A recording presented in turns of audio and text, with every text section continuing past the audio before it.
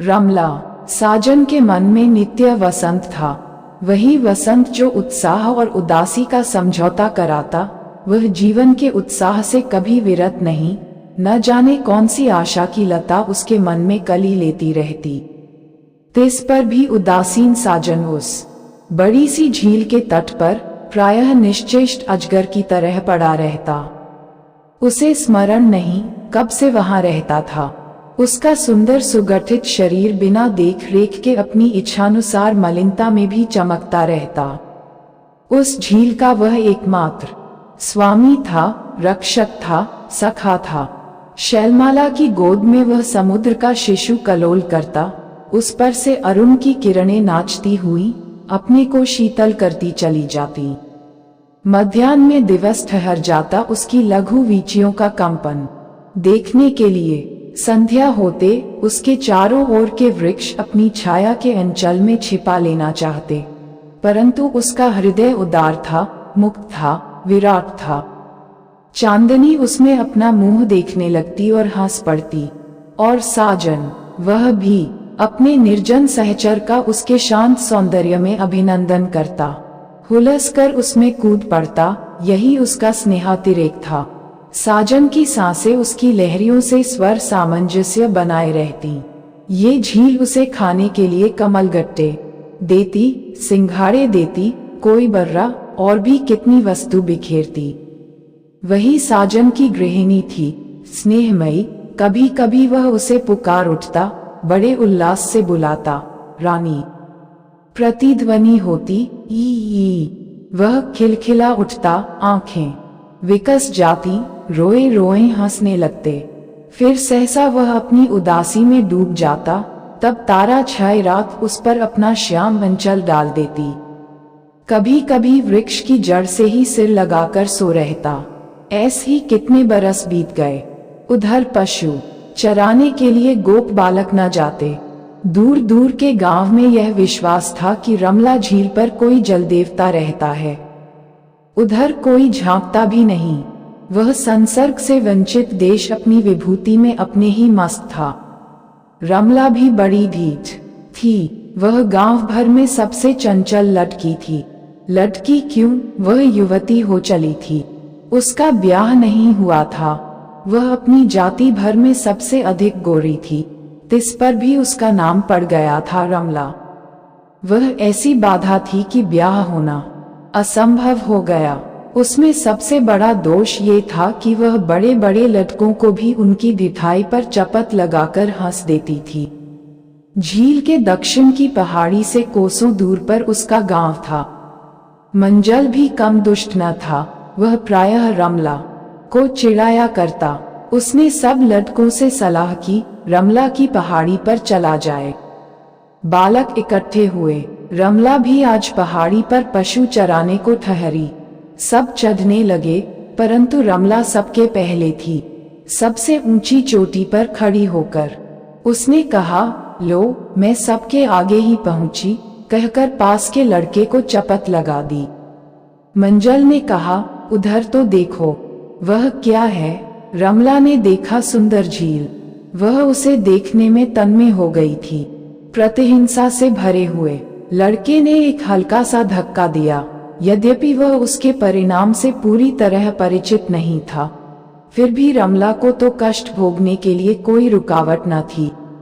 वह लुक चली। जब तक एक झाड़ को पकड़ती और वह उखड़कर गिरता, तब तक दूसरे पत्थर का कोना उसे चोट पहुंचाने पर अवलंब दे ही देता, किंतु पतन रुकना असंभव था। वह चोट खाते खाते नीचे आ ही पड़ी। बालक गांव की ओर भगे। रमला के घरवालों ने भी संतोष कर लिया। साजन कभी कभी रमला झील की फेरी लगाता। वह झील कई कोस में थी। जहाँ स्थल पथ का पहाड़ी की बीहड़ शिलाओं से अंत हो जाता, वहां वह तैरने लगता। बीच बीच में उसने दो एक स्थान विश्राम के लिए बना लिए थे। वह स्थान और कुछ नहीं, प्राकृतिक गुहाएं थीं। उसने दक्षिण की पहाड़ी के नीचे पहुंचकर देखा, एक किशोरी जल में पैर लटकाए बैठी है। वह आश्चर्य और क्रोध से अपने होंठ चबाने लगा, क्योंकि एक गुफा वहीं पर थी। अब साजन क्या करे? उसने पुष्टभुजा उठाकर दूर से पूछा, तुम कौन? भागो। रमला एक मनुष्य की आकृति देखते ही प्रसन्न हो गई, हंस पड़ी, बोली, मैं हूँ रमला। रमला, रमला रानी। रानी नहीं रमला, रमला नहीं रानी कहो। नहीं पीटूंगा मेरी रानी, कहकर साजन झील की ओर देखने लगा। अच्छा अच्छा रानी, तुम कौन हो? मैं साजन, रानी का सहचर। तुम सहचर हो और मैं यहाँ आई हूँ, तुम मेरा कुछ सत्कार नहीं करते। हंसो। रमला ने कहा, आओ तुम, कहकर विस्मय से साजन उस किशोरी की ओर देखने लगा। हाँ मैं, तुम बड़े दुष्ट हो साजन, कुछ खिलाओ, कहाँ रहते हो? वहीं चलूं। साजन घबराया, उसने देखा कि रमला उठ खड़ी हुई। उसने कहा, तैरकर चलना होगा, आगे पथ नहीं है। वह कूद पड़ी और राजहंसी के समान तैरने लगी। साजन क्षण भर तक उस सुंदर संतरण को देखता रहा। उसकी दृष्टि का ये पहला महोत्सव था। उसे भी तो तैरने का विनोद था ना। मन का विरोध उन लहरों के आंदोलन से घुलने लगा। अनिच्छा होने पर भी वह साथ देने के लिए कूद पड़ा। दोनों साथ साथ तैर चले।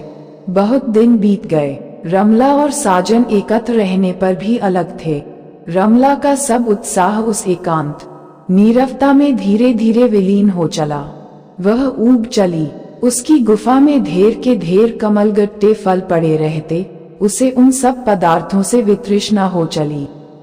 साजन पालतू पशु के समान अपनी स्वामिनी से आज्ञा की अपेक्षा करता, परंतु रमला का उत्साह तो उस बंदीगृह से भाग जाने के लिए उत्सुक था। साजन ने एक दिन पूछा, क्या ले आऊं? कुछ नहीं, कुछ नहीं। क्यों? मैं अब जाऊंगी। कहाँ? जिधर जा सकूंगी। तब यहीं क्यों नहीं रहती हो? अचानक साजन ने कहा। रमला कुछ न बोली। उस झील पर रात आए, अपना जगमगाता चंदवा तानकर विश्राम करने लगी। रमला अपनी गुफा में सोने चली गई और साजन अपनी गुफा के पास बैठा एकटक रजनी का सौंदर्य देखने लगा। आज जैसे उसे स्मृति हुई रमला के आ जाने से वह जिस बात को भूल गया था, उसके अंतर की वही भावना जाग उठी। साजन पुकार उठा, रानी। बहुत दिन के बाद उस झील की पहाड़ियां प्रतिध्वनि से मुखरित हो उठी। रमला चौंक कर जाग पड़ी, बाहर चली आई। उसने देखा साजन झील की ओर मुंह किए पुकार रहा है, रानी। रानी, उसका कंठ गदगद है। चांदनी आज निखर पड़ी थी। रमला ने सुना, साजन के स्वर में रुदन था, व्याकुलता थी। रमला ने उसके कंधे पर हाथ रख दिया। साजन सिहर उठा। उसने कहा, कौन? रमला। रमला नहीं रानी। साजन विस्मय से देखने लगा। उसने पूछा, तुम रानी हो? हाँ, मुझी को तो तुम पुकारते थे न? तुम ही। हाँ, तुम्ही को तो, मेरी प्यारी रानी। दोनों ने देखा, आकाश के नक्षत्र रमला झील में डुबकियां ले रहे थे और खिलखिला रहे थे। कितना समय बीत गया। साजन की सब सोई वासनाएं जाग उठी। भूले हुए पाठ की तरह अच्छे गुरु के सामने स्मरण होने लगी थी। उसे अब शीत लगने लगा। रमला के कपड़ों की आवश्यकता वह स्वयं अनुभव करने लगा। अकस्मात एक दिन रमला ने कहा, चलो कहीं घूम आवें।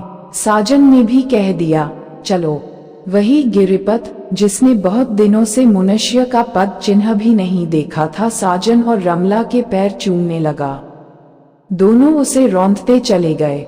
रमला अपनी फटी साड़ी में लिपटी थी और साजन वलकल बांधे था। वे दरिद्र थे पर उनके मुख पर एक तेज था। वे जैसे प्राचीन देव कथाओं के कोई पात्र हों। संध्या हो गई थी। गांव का जमींदार का प्रांगण अभी सूना न था। जमींदार भी बिल्कुल युवक था। उसे इस जोड़े को देखकर कुतूहल हुआ। उसने वस्त्र और भोजन की व्यवस्था करके उन्हें टिकने की आज्ञा दे दी। प्रातः आंखें खोल रहा था। किसान अपने खेतों में जाने की तैयारी में थे। रमला उठ बैठी थी। पास ही साजन पड़ा सो रहा था। कपड़ों की गर्मी उसे सुख में लपेटे थी। उसे कभी यह आनंद न मिला था। कितने ही प्रभात रमला झील के तट उस नारी ने देखे, किंतु ये गांव का दृश्य उसके मन में संदेह, कुतूहल, आशा भर रहा था। युवक जमींदार अपने घोड़े पर चना ही चाहता था कि उसकी दृष्टि मलिन वस्त्र में झांकती हुई दो आंखों पर पड़ी। वह पास आ गया, पूछने लगा, तुम लोगों को कोई कष्ट तो नहीं हुआ? नहीं, कहते हुए रमला ने अपने सिर का कपड़ा हटा दिया और युवक को आश्चर्य से देखने लगी। युवक घबराकर बोला, कौन? रमला, हाँ, मंजल। युवक की सांस भारी हो चली। उसने कहा, रमला, मुझे क्षमा करो, मैंने तुम्हें धक्का देकर गिरा दिया था, तब भी मैं बच गई। युवक ने सोए हुए मनुष्य की ओर देखकर पूछा, वह तुम्हारा कौन है? रमला ने रुकते हुए उत्तर दिया, मेरा कोई नहीं। तब भी ये है कौन? रमला झील का जल देवता। युवक एक बार झंझना गया। उसने पूछा, तुम क्या फिर चली जाओगी, रमला? उसके कंठ में बड़ी कोमलता थी। तुम जैसा कहो, रमला जैसे बेबसी से बोली। युवक, अच्छा, जाओ पहले नहा धो लो, कहता हुआ घोड़े पर चकर चला गया। रमला सलज्ज उठी गांव की पोखरी की ओर चली। उसके जाते ही साजन जैसे जग पड़ा। एक बार अंगड़ाई ली और उठ खड़ा हुआ। जिस पथ से आया था उससे लौटने लगा। गोधूली थी और वही उदास रमला झील। साजन थका हुआ बैठा था। आज उसके मन में न जाने कहाँ का स्नेह उमड़ा था। प्रशांत रमला में एक चमकीला फूल हिलने लगा। साजन ने आंख उठाकर देखा, पहाड़ी की चोटी पर एक तारिका रमला के उदास भाल पर सौभाग्य चिन्ह सी चमक उठी। देखते देखते रमला का वक्ष नक्षत्रों के हार से सुशोभित हो उठा। साजन ने उल्लास से पुकारा, रानी।